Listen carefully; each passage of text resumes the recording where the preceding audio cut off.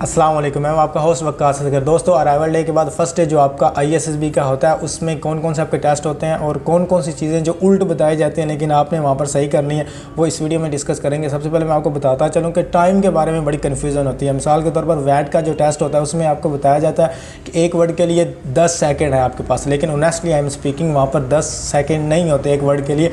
वहाँ पर सिर्फ एवरेज जो 7 सेकेंड होते हैं और बाज़ वर्ड्स ऐसे आते हैं जिसमें सिर्फ 5 सेकेंड दिए जाते हैं। तो इस चीज़ों के बारे में सारा डिस्कस करूँगा और साथ आप आज मैं सारा का ब्रीफ इंट्रो सा इनका करवाऊंगा और बाद में इनको करके भी दिखाऊंगा आगे सीरीज़ में। तो सबसे पहले बात कर लेते हैं जो आपका पहला टेस्ट होता है साइक का।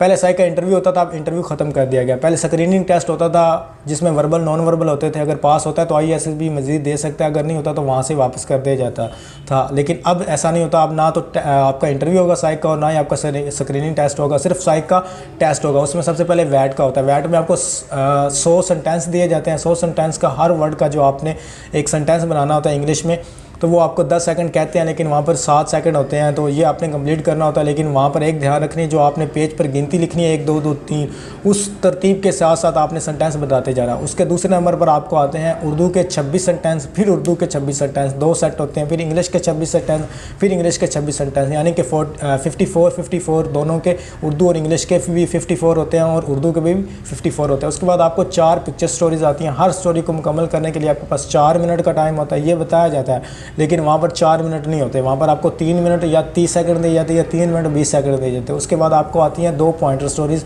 2 पॉइंटर स्टोरीज़ हर स्टोरी को मुकम्मल करने के लिए यहाँ पर भी आपको 4 मिनट दिए जाते हैं। लेकिन पॉइंटर स्टोरी से मुराद ये है कि हाफ सेंटेंस दिया जाता है और उसको आपने कंप्लीट करना होता है। मिसाल के तौर पर वो कहते हैं कि वो कमरे में अकेली थी अचानक। अब अचानक से आगे डॉट लगे होंगे, आपने इसको स्टोरी को कंप्लीट करना होगा।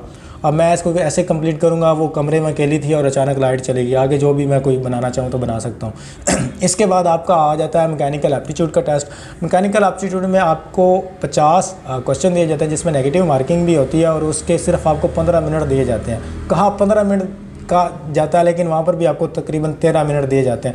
मेरे पास वॉच थी और मैं बड़े गौर से देखता रहा चीज़ों को, लेकिन वहाँ पर वाकई मिनट ना कम दिया जाता है। उसके बाद आपका होता है OPI टेस्ट, पर्सनालिटी टेस्ट, जिसमें agree, mostly agree, slightly agree, disagree, strongly disagree.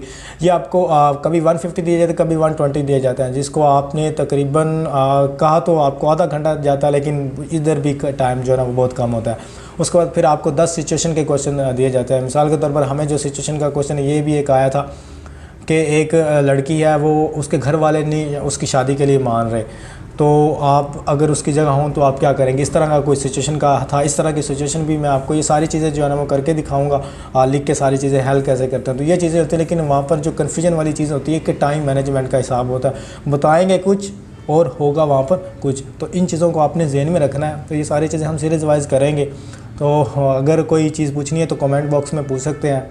तो मुझे दीजिए इजाज़त। अल्लाह हाफिज़।